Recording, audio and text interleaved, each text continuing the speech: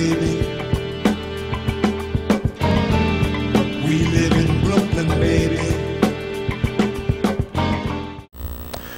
Welcome back, everybody. Yeah.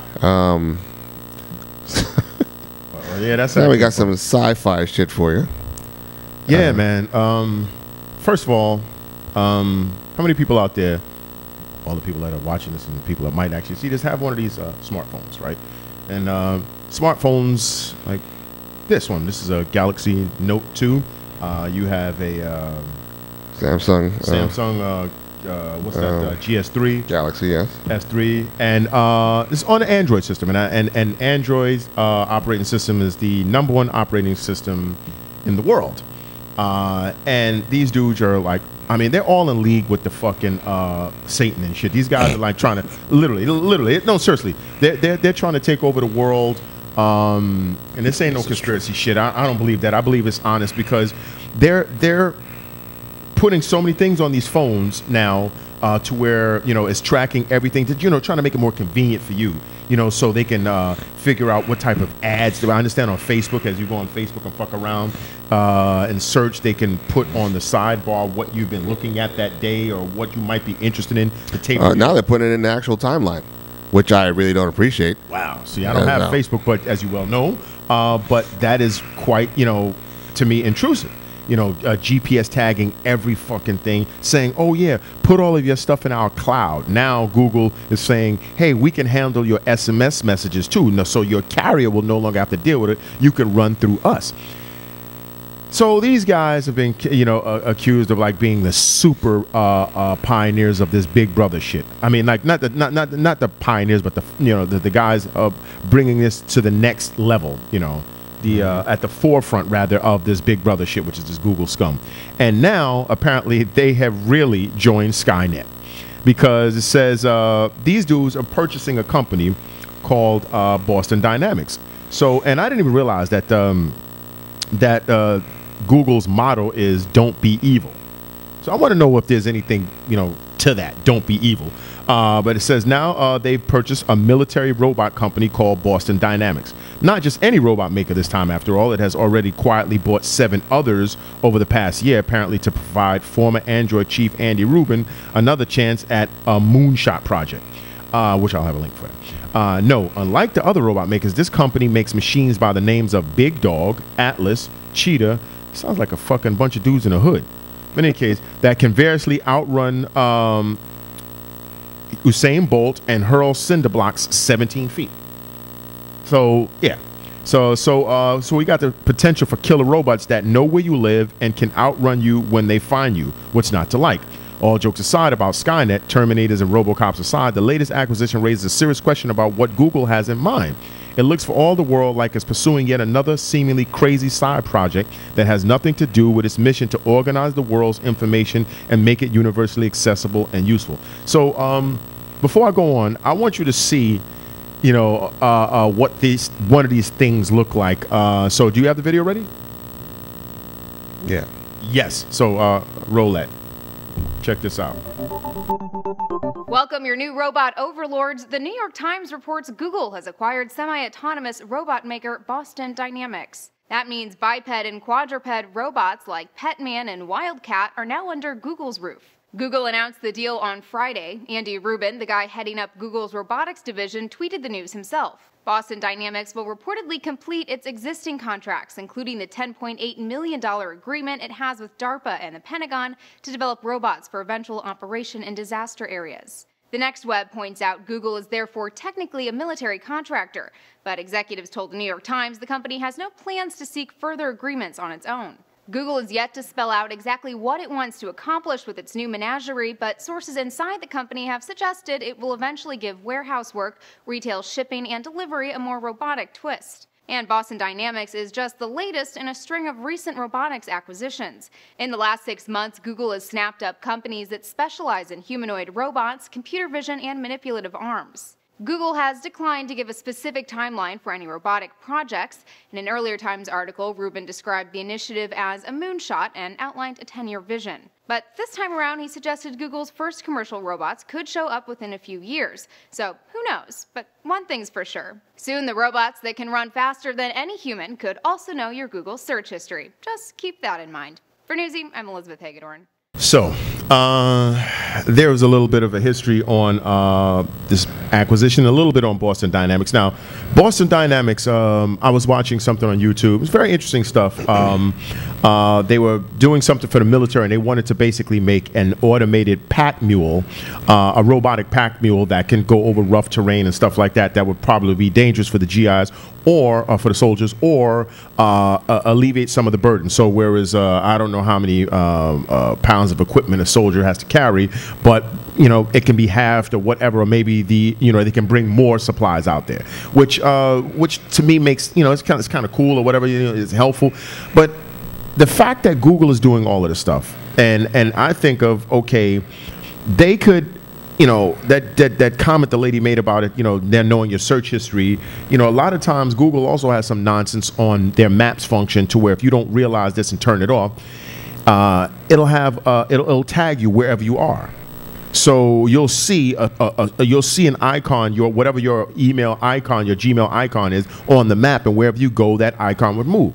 Now, all of this stuff in my mind is being fed up to some huge database that's storing our habits, storing our purchasing habits, storing what we view, when we view it, where we go most often, all this kind of shit. Now, you take this fucking mechanized hound and set that shit out there after you with some GPS tracking crap.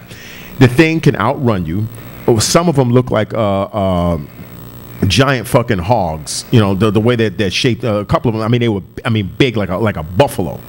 Some of them look like cheetahs. There's one that he can't really walk on his own. He's sort of like tethered, but he looks like a man, like literally like a T-1000 or something like that.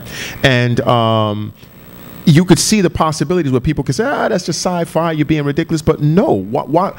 Because what literally, if something really jumped off and these guys are like, okay, there's a bunch of wild dudes down there, we don't want to risk any personnel, but we want to take over the spot. They could pack one of these things with explosives, have this thing run, jump, crash through the place, blow the shit up, have it run and fuck you up, put some buzzsaws under its chin and have the thing try and, jump on you and just saw you in half. All kind of, this Dr. Macabre shit that can happen, but what's to say that it's so far-fetched? And when you see, if you really look at the Boston Dynamics and see the stuff that they do, it's already ridiculous. And the fact that these things can hone in on you. So now, in a few weeks, we were talking about Amazon sending drones after you to conveniently, because all of this stuff is marketed as a convenience to make you feel better. So conveniently, you can get your stuff in 30 minutes or less, when this flying fucking helicopter comes to your place, which can have 15 cameras on it and check you out, check out your whole spot and all the rest of the stuff. But you got your little your bottle of Viagra or whatever fucking and then shit or whatever. Yeah, they can do that now though without the drones. Yeah, but I know. But see, the whole thing is to make people to accept their presence. See, the whole thing, they always do this kind of shit and make it seem like this is something that you want. Like blow up some buildings and make, all of this Big Brother stuff something that you want because you want to feel safer. What are you talking about? You know what I'm talking about. Just something to make, so when they start taking away all your liberties, but it's okay because I want to feel safe. So they make you want it. It's that old thing, where the guy comes into your shop and says, hey, I'm going to sell you some protection. Protection from who? Protection from us. So they're just creating, a need for their services. So this is, they're going to wrap it up in convenience. This thing could be a pack mule. This thing could do this. This thing could do that. I don't want no big, giant, fucking 8-foot robot hog thing running around the streets, because what if just someone hacks into it, or the thing gets bashed, or somehow it gets struck by lightning, or somehow has a short circuit and it goes crazy. These things are huge and fast, so you can't outrun this shit. Obviously, the thing weighs a fucking ton or something like that, so it'll run over you and stamp you flat. There's a lot of Acme cartoon shit that can go wrong with you if these things just go haywire. And you really have to question Google putting these big barges all over the place, and now this and. What the fuck are these guys doing? I don't know what they're doing. But come on, you're not worried about the shit's going haywire. Well, But no, yeah. Well, see, that's just me trying to give you a scenario. But no, I'm worried about people actually sending these things on seek and destroy or reconnaissance missions. There's a bunch of literally. You know, when you see these things, I'm not joking. Just pack this shit with some armor and mad fucking explosives and send it on its way. Send it on. Send it on. And then you think about this: that other technology to chip people up. You know, all that fucking idiot family, I think in Texas or Florida, wherever the fuck they were, that had their whole entire family chipped up to where, you know, conveniently, once again, it's your convenience. So if you get, you know, a hit in the head with a fucking hammer and you can't communicate and you don't have one of those lanyards or something on your wallet, they could scan your hand and know that, oh, you're allergic to penicillin. So when we're fixing you, we're not going to give you penicillin. How convenient it is. So you are, you know, allow these fuckers to tag you like a pigeon because of, oh, it'll be convenient. So you couple that technology, which probably has some in the James Bond movie. Which one was it? I don't know if it was Skyfall. I forgot which one it was, or maybe it was a Casino Royale, or the next one. It was one of the no, it was the middle one. What was that shit called? The Daniel Craig, the second one.